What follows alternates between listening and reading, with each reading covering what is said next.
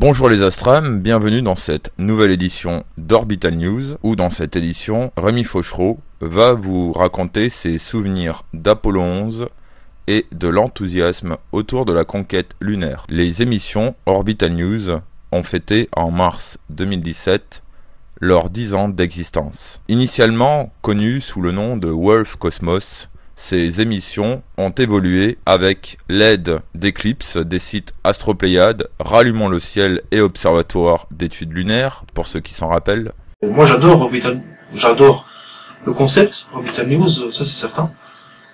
J'adore, en plus c'est fait par un astronome amateur, donc c'est pas mal, moi j'ai confiance en la personne qui le fait. Et dans le fond c'est pas mal, hein, c'est pas mal de proposer cet aspect astronomique, via des émissions comme ça, voilà. Divisé en deux grandes parties, Orbital News et le calendrier des événements astronomiques à venir. Mais commençons donc par la première partie, Orbital News. Nouvelle découverte faite sur la planète Mars. C'est inévitable de faire de l'astronomie quand on se réclame ufologue. Parce qu'on explique beaucoup de choses, même beaucoup de méprises, etc. Et donc j'ai appris, moi, l'astronomie avec Christian Borda. Le sursaut gamma le plus violent jamais observé a été détecté par le télescope spatial Fermi. Selon un communiqué du CNRS, l'énergie totale libérée, la vitesse d'éjection lors de l'explosion et l'énergie extrême de la lumière émise sont exceptionnelles. Ça permet aussi d'avoir, parce qu'on dit souvent en ufologie que pour s'intéresser à l'ufologie, il faut s'intéresser à l'astronomie, comme tous les autres domaines, météorologie, aéronautique, etc. Donc ça fait partie aussi un peu de l'ufologie, de la connaissance. Donc c'est normal, je trouve, que ODH TV propose via Orbital News ce point de vue astronomique pour les ufologues, etc. Voilà.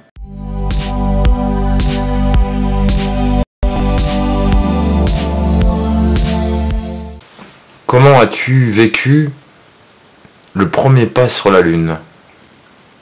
Ah, c'était fantastique.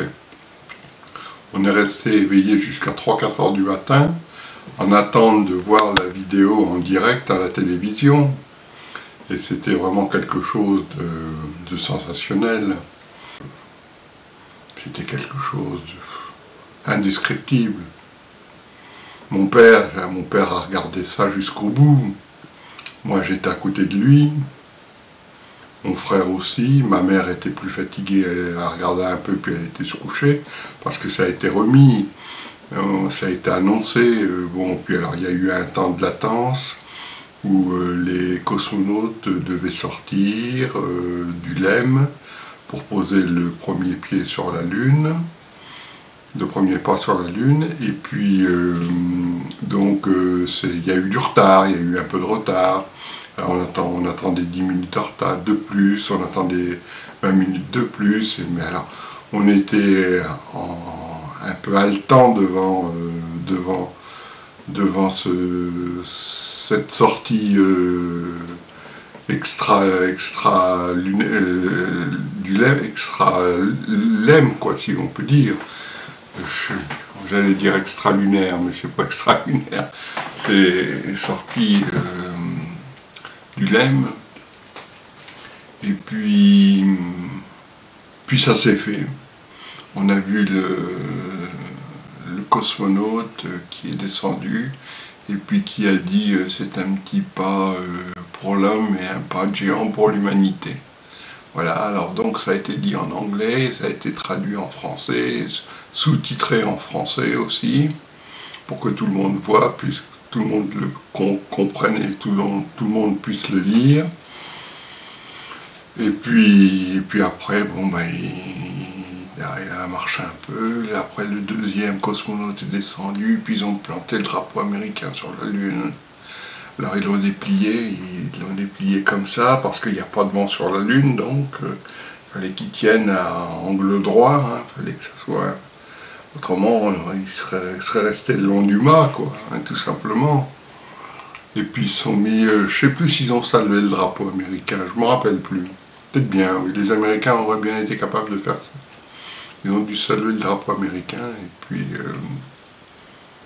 puis après ils ont été faire des des prélèvements de roches, hein, parce que c'était ça, surtout la première mission.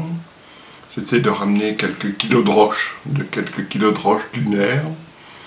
Ils ont eu aussi toutes les combinaisons qui étaient blanches ont été recouvertes de poussière très vite, parce qu'il y a beaucoup de poussière à la surface de la Lune. Et puis ils ont photographié ce qu'on a retrouvé, la photo qu'on a retrouvée qui était en grand dans Paris Match. L'empreinte de la chaussure c'est la Neil Armstrong qui est descendu le premier, l'empreinte du pas de Neil Armstrong qui a posé qui a fait le premier pas sur la Lune. Et donc ça, ils l'ont montré à la caméra, c'était fantastique, quoi. C'était une nouvelle odyssée qui commençait. Et vu que tu avais quel âge quand c'était Oh, c'était en 69, je crois, si je me souviens bien. J'avais 16 ans. Et au lycée, on en parlait beaucoup de cet événement. Oui, partout, les professeurs nous en parlaient. On en a parlé. Bon, j'étais dans un collège chrétien, qui était le collège Saint-Joseph, mais c'était même pour les prêtres, qui apparemment, bon, tout ce qui était un peu science et tout ce qui était un peu rationnel, c'était pas vraiment leur tasse de thé.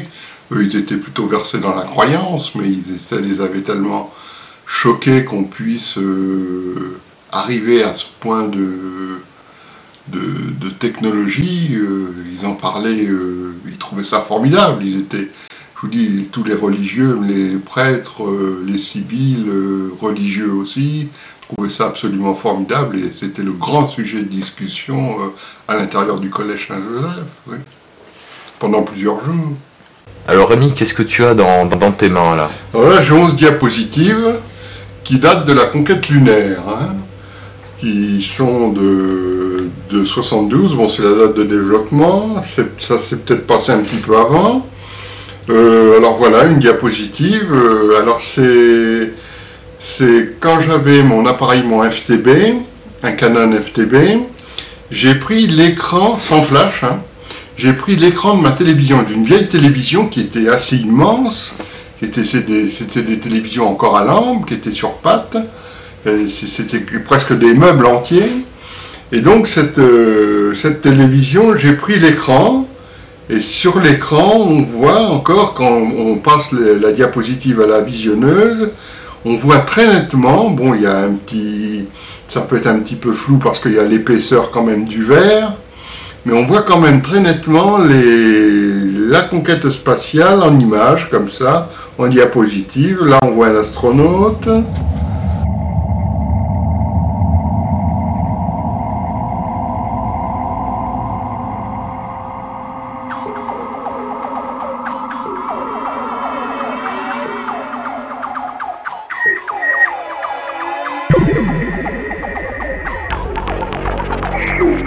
Il y a à peu près 11 photos, 11 diapositives pour photo, 11 diapositives.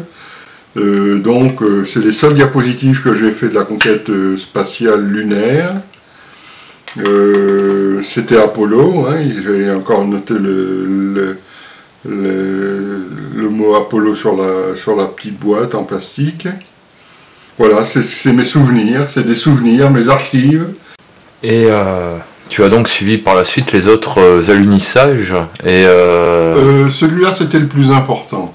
Les autres on a suivi, mais on s'est vite... ce qu'on a surtout suivi, c'était les progrès qui étaient faits au niveau de la technologie qui était apportée sur la Lune au fur et à mesure des autres alunissages, comme la fameuse Jeep lunaire, ou le matériel de détection pour mesurer la distance Terre-Lune avec précision au laser, etc. Et je crois qu'à quelques centimètres près, il pouvait mesurer la distance Terre-Lune. On suivait un peu tout ça, mais puis c'est devenu vite de la routine finalement. l'émission Apollo, la première, ça a été fantastique, tout le monde a regardé ça, tout le monde était, même dans les rues, hein, tout le monde, les magasins, les vendeurs de télé avaient laissé les télés allumées dans les magasins pour que les gens puissent le voir dans la rue, les gens dans la rue à Paris, n'importe où, sur la planète entière. Sur la planète entière, tous les vendeurs de postes de télévision avaient braqué toute leur télévision pour qu'on le voie jusqu'à 4h, 5h du matin, jusqu'au lendemain matin, pour que les gens puissent venir le voir, pour ceux qui n'avaient pas la télé, pour qu'ils puissent venir devant la vitrine et voir l'alunissage, et puis la descente du cosmonaute sur la Lune, voir le premier pas. Mais je vous dis, après 3, 4, 3e, 4e... ça devenait de la routine. Ce qui a redonné un peu de piment, c'était la fameuse Jeep lunaire, et ils ont fait des kilomètres hein, sur la Lune en Jeep lunaire. Et ça, c'était assez fantastique. Ça, c'était un deuxième moment de l'Odyssée de la conquête de la Lune.